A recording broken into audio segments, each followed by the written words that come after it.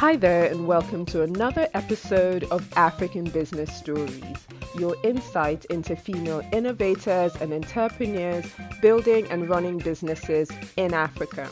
I'm Akego Okoye, and on the show today, we're switching it up a bit. We're going to pause from talking about our amazing female entrepreneurs and focus on our fathers. In honor of Father's Day, we've put together a special series titled Lessons and Legacy. It's a collection of conversations with some of my friends and mentors from around Africa on lessons they've learned from their parents and from experiences and the personal legacies they would like to leave for their children. These were all insightful conversations outside of the boardroom.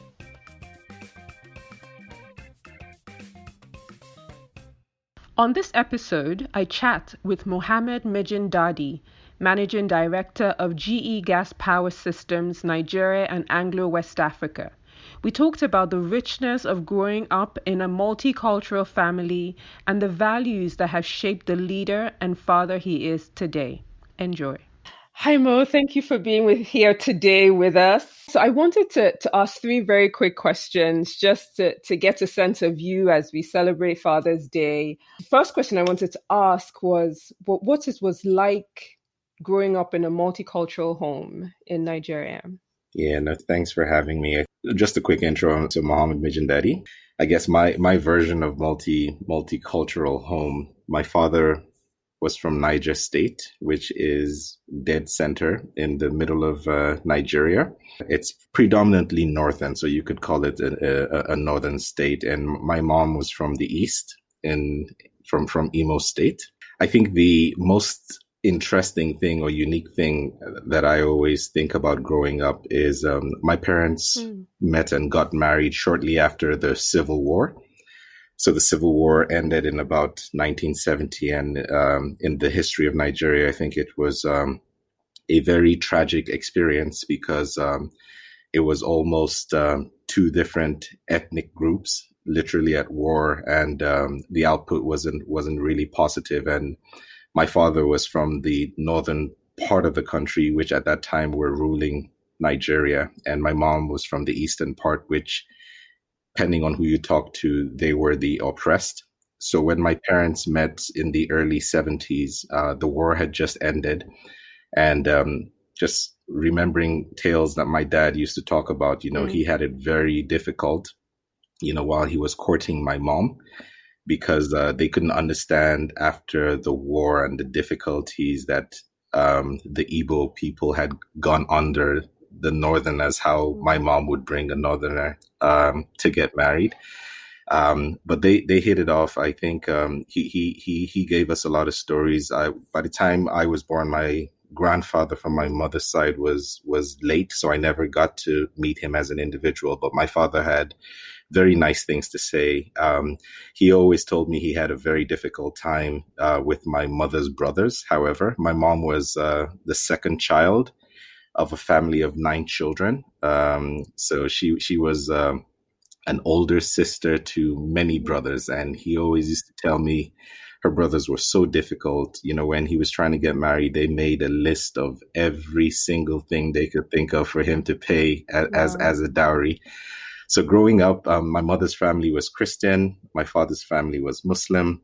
My mother, she converted after marriage. So it was always very interesting, just the diversity of our family gatherings. So while my father was from a Muslim family, religious wise and cultural wise, whenever we met with my mom's family, was completely different, and, not necessarily from the religious aspect, but just the cultural aspect of it. The Igbo culture is probably one of the most, one of the richest cultures that you could think of in the world, from just the language to traditions and rituals. And, so it was really, really mixed. But my father was an academician, and we were raised to not witness either tribe or religion. We were just raised to be Nigerian and just general good people. So we grew up, and when I say we, I guess myself and my siblings grew up seeing everyone as one big family. So it was very weird every time we left our environment then we got exposed to people saying, oh, you're from this place or that place. We never really saw the diversity in cultures, or, we knew they were slightly different, but we thought that was normal. But as we grew up, I think people made it very obvious that, we were kind of different. You don't usually find a lot of families that have this intertribal relationships and stuff like that. But I think I think we were fortunate to grow up in that background. If you think about Nigeria as the melting pot that it really was supposed to be, I think the best things that could come out of Nigeria is the unity of everyone, bringing the different peoples and their tribes and their languages together for the greater good. And I think we were fortunate to have grown up understanding that you could have really good people on both sides of the fence and just take people for what they were, completely blind to religion, culture, and everything, and just take people for what they were. And I think it had a positive impact in my life. So as I was growing up, my wife is Yoruba. So, I like to term myself as a complete Nigerian. My late younger sister got married to an Igbo man. Her husband is from the East. My older sister got married to a Yoruba man. So, my family is as diverse as they come. And I think we kind of bring the best of what I would like to see in any culture. It's, completely breaking the barriers around religion, tradition, and just loving and carrying yourself as human beings first, and being united in everything that you do. So that was my experience growing up in a multicultural home. It was a great way to be able to accommodate and adapt to different tribes and different cultures, and just accept people, for the love and the unity that we all bring together. That's a beautiful story. Yeah. What would you say was the greatest lesson you learned from your parents? Ah, man. So again, I think if you think about the background that I shared around just how my parents had met, so forgetting the cultural aspect of it, I think my parents were just from completely different stratas. So my father was an agricultural economist. My mother was a nurse. They lived in an academic environment. We all grew up in Zaria. I think my father, first of all, when they met, they started living in Cornell University. So I was born in Cornell University at the campus. And then shortly afterwards, we all moved back to Nigeria. So I think some of the biggest things that I learned from just my parents in a whole was the power of a good name. I wouldn't say my parents were from wealthy homes, but we were wealthy with the sense of having very strong values and strong morals. And I think one of the biggest lessons I learned from them was just about being genuine. I think my parents, they cut across all sorts of social lines. We had friends who were very well placed in society, either based on profession or just status. And then we had friends who were just the regular Joes. Like some of my mom's best friends were people who sold in the marketplace, and we got along very well with everyone. And I think what they had taught us was just the ability to live life without boundaries, but then basically hold on to one of the most important virtues, which is a very strong moral, and just being genuine in everything you do. Your word is your bond. People need to be able to take you at face value. And it's something that has stuck to me all through my life, and it's one of the things that I try to pass on to my kids also, is just the power of being genuine. I think the other thing also, which is a big sounding board for me, is always standing for something that you believe in. I think in life, you're always going to be tempted by fate, by life situations, by difficulties.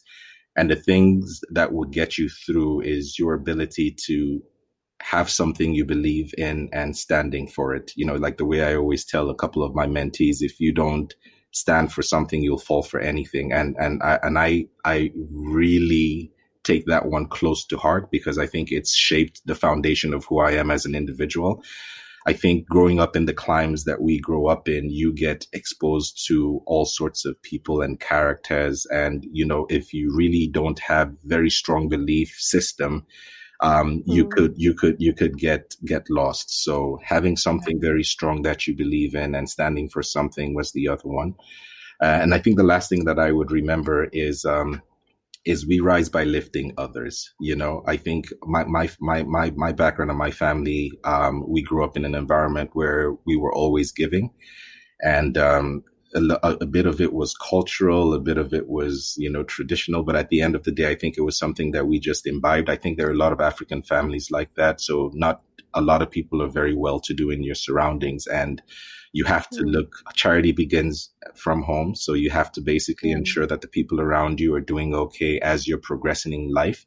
You need to lift back and try to lift one or two other people, so not to overburden the issue, but I mean, those are like three things that I remember growing up that were very strong values that I imbibed as an individual along with my peers. And it's something that I've tried my very best as a father to make sure that I instill in my kids and the people around me, because it's shaped who I am as an individual today. So of course, we're celebrating Father's Day. Yeah. And at the moment, there's this whole global push for gender parity, Yeah. Equal opportunities for all. And I believe that a lot of it starts in how we raise our kids. Yeah. And I know you have two or three. Two boys and a girl. And you're a girl dad too. Oh, great. Yes, I am. Just reflecting on everything you learned growing up and from your parents, what kind of life lessons are you trying to pass on to your kids? And how would they describe you? What kind of dad would they say you were? Yeah, so I think I have an image of the kind of dad that I would like them to say I am, and then it probably might differ from what they think the kind of dad that I am is. Right. So I think so I lost my dad pretty early growing up. I mean, early is relative, but I had just graduated from high school, so I was about 14, 15 years old when I lost my dad, and I was the first male child of a family of four. And just because of the dynamics that I described to you about my mother being from a completely different culture, I think the first time that I realized how difficult the cross cultures could be was when my father died, because there were a lot of expectations from his side of the family. He was a traditional ruler from, the state that he grew up in. And there were a lot of expectations of what my family was supposed to do, which completely it didn't coincide with the ways that we were brought up. So understanding that my mom was not from that world, I had to step in to play the role of a father figure very quickly in life. Right. From decisions around where he would be buried to just protecting my mom and, her investments and her assets. I mean, it was a very big task for a 14 or 15-year-old kid. And I think the lessons that I had learned growing up, I thought prepared me for that moment. So if I think about what it is that I would like my kids to think of me as, I think I would like for them to think of me as a superhero. I live my life for my family. I'm a total family man, and I think I have been blessed, to have a supportive wife who has kind of been my true north to just keep me focused and guided. But I do everything for my family. And I've had situations in life where I've read between the lines. And I think, in my view, God has sent specific messages to me to kind of guide through. And I think the biggest lesson or message that I believe in all my life occurrences is just the importance of family. I would never put anything before family. I would do my best to ensure that I'm able to guide my family to have at least the same strong morals that I have had. So I would like for them to think of me as a superhero who basically can break all the barriers and protect them and make the best for all of them. I think the lessons that I have learned, I would like to pass on to them. And I've basically broken it down to two things. What I've told them is, the most important things in life is a good family name, morals, and the experiences that you make out of it. So with the family name and morals, again, like I walk into places today and I mention my dad's name. And even though he has passed away for such a long time, I still find people who remember him and remember the things that he has done and the way that he made them feel, same thing with my mom. And it's a really humbling experience for me. And I think for me, I basically live my life trying to make sure that I've been able to touch and impact as many people as possible, because in my view, whenever you leave this place, you want to make sure that you have left such a mark that people will remember you by. So in my view, it's definitely a great family name and a great legacy. I think for me, those are some of the most important things. And I've lived life right now just for experiences. I know that life is very uncertain. We make plans, but at the end of the day, not everything we plan turns out the way we want them to be. So I live life to the fullest. I try to ensure that, I create memories with my family and my kids. I'm very selfish around planning for holidays when we travel, just because at the end of the day, I want them to remember, the experiences that we had. And I would hope that they pass these sorts of experiences to their own families and their kids. And, there's just so much in life if you're able to cherish these experiences. And if you couple that with a very strong moral belief and integrity in your name, I think for me, that's the best gift that I can give my kids. And I hope they will remember me as that, Thank you so much. And happy Father's Day, Mo. Thank you so much. I appreciate that. Thank you so much for listening. That was one of many conversations in the Father's Day special, Lessons and Legacy. All the conversations in the series are available on my website, www.africanbusinessstories.com. Don't forget to subscribe to the podcast on iTunes, on the Apple Podcast app or the Google Podcast app. And do leave us a review so we know how we're doing. I am Akego Okoye, and you have been listening to African Business Stories.